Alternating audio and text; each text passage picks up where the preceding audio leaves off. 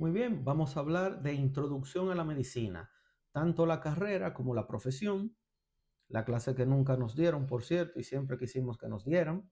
Esta es una conferencia clásica de mis tiempos como profesor de semiología quirúrgica en la Universidad Central del Este, UCE San Pedro de Macorís, República Dominicana.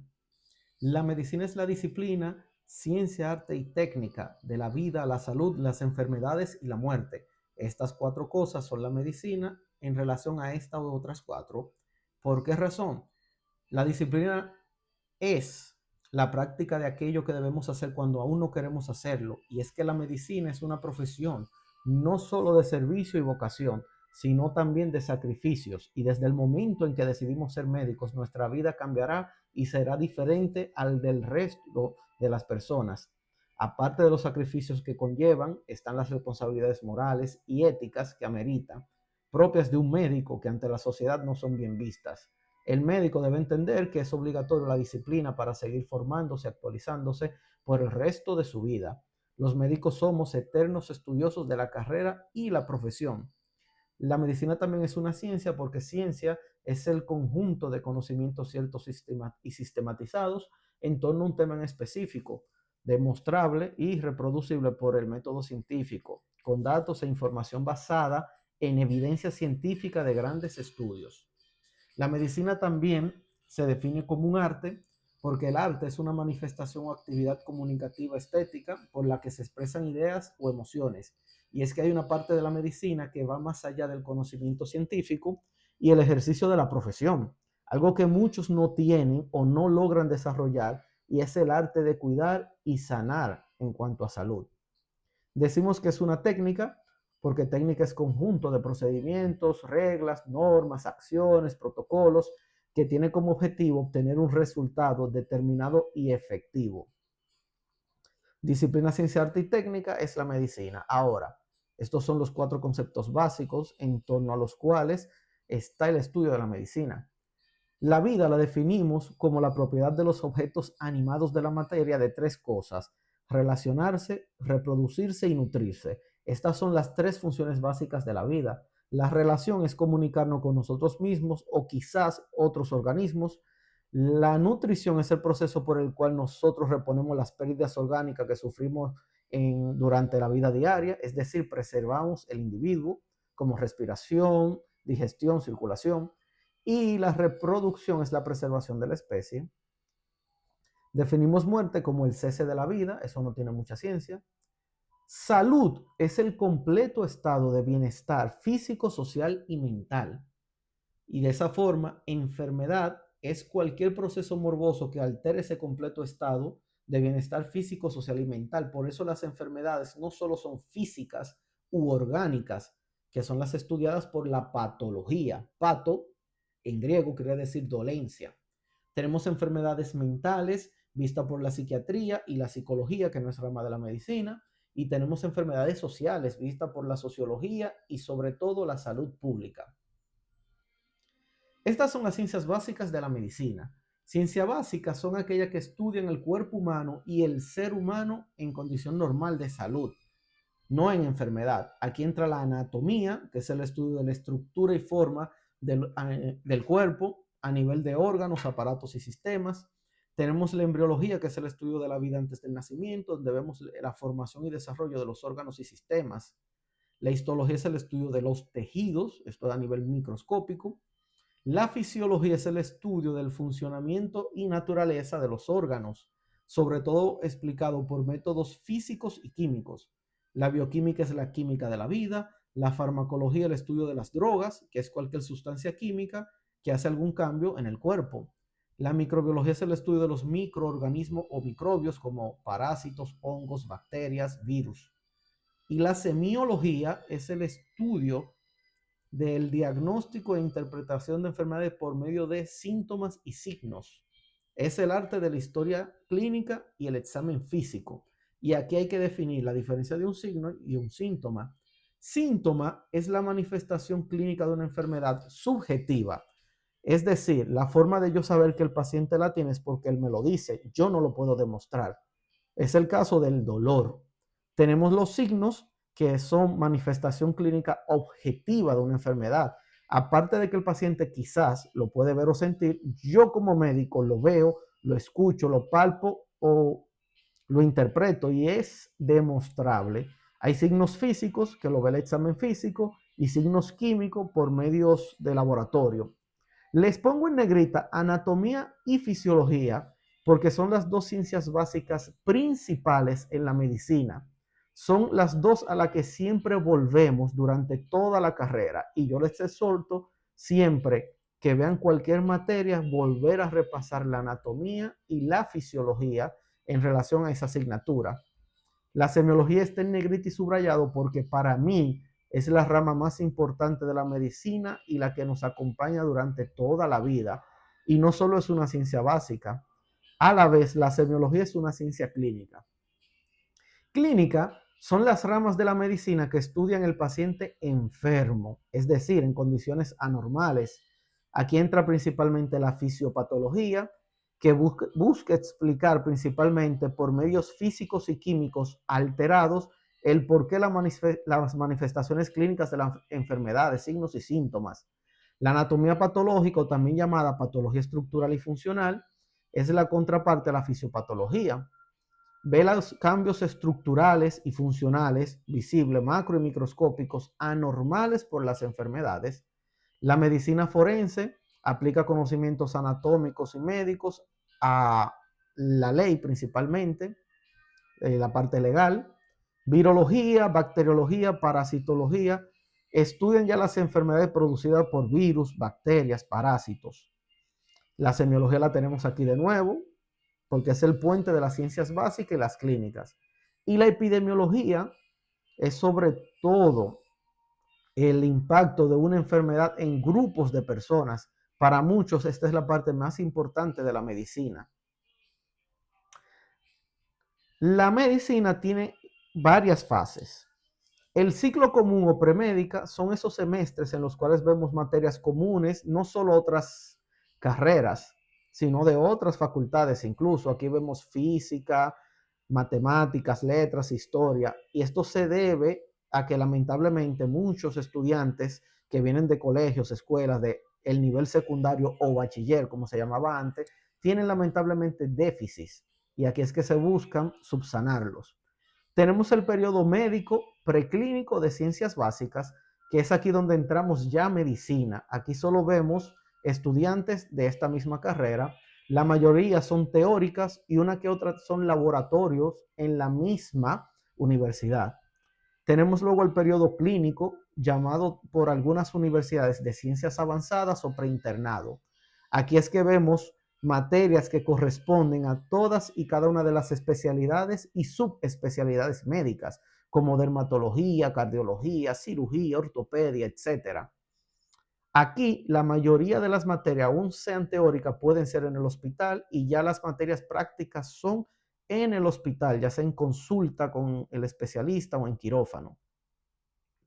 El internado rotatorio es el periodo más importante de la formación médica. Es un año completo de práctica en el hospital, en cada una de las grandes áreas de la medicina. Es durante el internado donde todos esos diferentes baches, dígase lagunas, cosas que no aprendimos o no manejamos en la carrera, es aquí donde tenemos la oportunidad de subsanarlas. Ya luego del internado es que presentamos nuestra tesis de posgrado y nos graduamos de medicina. Dije tesis de posgrado, perdón, tesis de grado. Luego del internado ya somos médicos. En el internado que tenemos que procurar toda la parte práctica y teórica, aprenderla de la mano de los residentes. Siempre les exhorto rotar en la medida de lo posible en hospitales que tengan programas de posgrado, dígase residencia médica, porque es la mejor manera de aprender y relacionarnos con lo que será la residencia. La pasantía de grado o de ley en República Dominicana es el año en el cual estamos nombrados por el Servicio Nacional de Salud en una unidad de atención primaria, un hospital, de manera práctica. Aquí nosotros ya estamos ejerciendo medicina general, pero no tenemos exequatur, que es lo que nos permite por ley ejercer medicina. El requisito para el exequatur o licencia médica es la pasantía de grado. Por eso es que indirectamente tenemos un tutor, que es el médico familiar o médico general encargado del área o del centro en el que estamos. Se ha visto que muchos están haciendo la pasantía en hospitales de tercer o cuarto nivel en un área específica de la medicina. Esto no es recomendable porque el médico general debe practicar, aplicar la medicina en atención primaria, en el área de pediatría, obstetricia, cirugía y medicina interna. Esto es muy importante. Y llegamos a la fase final de la formación médica, la residencia. La residencia es el periodo más importante de todo. Es aquí donde nos formamos como especialistas o subespecialistas. En República Dominicana, la residencia importante se identifican con plaquitas. Generalmente la placa gris es la del interno, la placa verde es la del residente primer año, la de segundo año es amarilla, la de tercer año azul, la de cuarto año es roja. El jefe de residentes, que es el residente que representa esa residencia, es negra. Y el jefe central de residentes, que es el representante de todos los jefes residentes de un hospital, es dorada. Es importante antes de nosotros pisar un hospital saber esto, porque el programa de residencias médicas es jerárquico y como militar. Y aquí se aplica la disciplina. Importante, por favor, preinternos e internos, recuerden, lo que sea que le pregunten, usted se limita a responder. Si le preguntaron cuántas fases tiene la apendicitis aguda, responda 4, no diga cuáles son porque no se lo preguntaron. Cualquier otra respuesta, usted solo dirá sí, señor, no, señor o no sé, señor, no invente. Un consejo que les doy es que si hacen una pregunta, no levante la mano, espere que lo llamen. Y si lo mandan a hacer algo, nunca se niegue. Eso es lo que siempre dicen, ni te ofrezca ni te niegues. Ahora, la residencia médica es el periodo más fuerte de todo y exigente. La mayoría de mis fotografías de residentes son durmiendo, porque es agotador el trabajo físico que se tiene, las largas jornadas. William Halsted, cuando fundó el primer programa de residencia en Estados Unidos, le puso residencia porque la idea era que el médico viviera en el hospital y no saliera par de años hasta formarse como médico especialista. Claro, las cosas han ido cambiando, pero esto merita otro video. Importante, el logo o caduceo médico, ¿cuál es? Siempre fallan. Es este. Este es el caduceo médico. Un solo bastón, una sola serpiente. Es la vara o caduceo de Asclepio o Esculapio, el dios de la medicina en la mitología griega y romana respectivamente. Esto es lo que representa el médico. Esto nada que ver. Este es el caduceo de Mercurio o vara de Hermes. Tiene 2 serpientes, un bastón recto, 2 alas. Esto no tiene nada que ver con medicina, lo siento, aunque se lo encuentren más bonito algunos. El médico que utiliza esto está haciendo inmediatamente una exhibición de desconocimiento. El padre de la medicina es sin duda alguna Hipócrates de Cos, el griego que escribió y publicó muchos textos de cómo debe ser el médico, comportarse ante la sociedad y todo lo que tiene que ver con el paciente. Él fue quien introdujo los términos de que tratamos pacientes con enfermedades, no enfermedades en individuos. Sobre todo introdujo el concepto de prevención y salud más que enfermedad. Claudio Galeno de Pérgamo, el padre de la anatomía antigua, por mucho fue considerado padre de la medicina, porque durante el Imperio Romano fue conocido como el príncipe de los médicos. Él fue médico de gladiadores, luchadores, grandes políticos y personas influyentes en la Iglesia Católica. De ahí es porque todavía en siglo XXI la palabra galeno es sinónimo de médico. El juramento hipocrático en el Corpus Hipocrático, la publicación de Hipócrates de Cos, padre de la medicina, todavía en muchas universidades, al momento de graduarnos como médicos, recitamos el juramento hipocrático, que es donde juramos ser médicos de manera de profesión y vocación de servicio y rendirnos sobre todo al paciente. Otra actividad que se hace en muchas escuelas de medicina es la ceremonia de bata blanca, en un periodo crítico que se pasa de un ciclo a otro. En la ceremonia de bata blanca, los profesores nos ponen la bata o nosotros, los profesores, se la colocamos a los estudiantes. Es algo simbólico en el que a partir de ahí, desde estudiante de medicina, nosotros juramos portar la bata blanca, que es la bata del médico, de manera respetuosa, siempre blanca, planchada y aromatizada. Dicho sea de paso, la bata médica es blanca, es lo que nos representa. Es un invento ya, las batas de colores, algo ya sobre todo de moda y comercial. A propósito, la bata inició utilizándose como una forma de protegernos de infecciones y proteger al paciente de contaminarse. Ya la evidencia científica ha demostrado que esto no es así, pero la bata blanca es lo que nos representa como profesores que somos médicos. El médico debe dar consulta de una manera formal, semiformal o casual con la bata blanca. Debemos pasar ronda en internamiento siempre que el paciente no esté infectado con la bata blanca. Y si vamos a cirugía, quirófano, estamos en pijama, fuera de quirófano llevamos la bata encima de la pijama si con esta entramos a quirófano. En caso de que no cambiemos pijama, no es necesario usar la bata blanca sobre esta. Estas son las normas principales de vestimenta del médico. Lamentablemente ya no se están respetando como tales o como se inició desde sus inicios, valga la redundancia. La medicina tiene 4 grandes ramas antiguamente: medicina interna, cirugía, pediatría y la ginecobstetricia. La medicina interna es el estudio de las enfermedades multisistémicas no quirúrgicas del adulto. Con multisistémicas no quirúrgicas y del adulto, yo diferencio medicina interna de estas otras 3 ramas. Se llama interna porque un inicio era la única rama de la medicina que ameritaba internar al paciente para saber qué tiene y tratarlo. Por eso era el arte del internamiento. Nada que ver con órgano interno, como dicen muchos. Ramas de la medicina interna que tenemos: la cardiología, endocrinología, neumología, gastroenterología, la hematología, oncología clínica, la nefrología, etcétera. La cirugía, por su parte, lo que a mí me compete, se definió como la gran rama de la medicina que conseguía el objetivo terapéutico, o sea, tratamiento, o diagnóstico, determinar enfermedad o diferenciarla de otra, mediante la manipulación manual de las estructuras anatómicas. Tengo otro video de introducción a la cirugía, donde ahí veremos en detalle a qué me refiero. Ramas de la cirugía: entra la cirugía torácica, cardíaca, vascular y endovascular. Antiguamente eran juntas en cardiovascular. La cirugía oncológica de los tumores, cirugía de cabeza y cuello, otorrinolaringología, ortopedia y traumatología, cirugía plástica, neurocirugía, urología, etc. La pediatría es el estudio del niño. Pedio quiere decir niño. Dentro de las ramas de la pediatría tenemos la puericultura, que tiene que ver con el niño sano, su crianza; la neonatología, que es en el periodo de recién nacido, primeros 28 días; perinatología, que es el último trimestre del embarazo, el parto y el puerperio;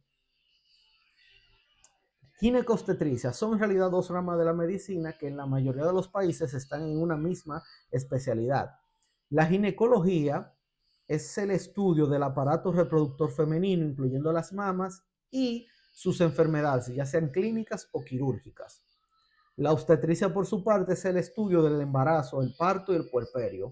El embarazo es el periodo de preñez de la mujer.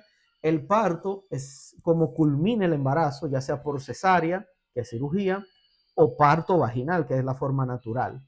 El puerperio es el periodo que va desde el parto hasta que los órganos femeninos vuelvan a su normalidad, con excepción de las mamas, y la mujer va a lactar.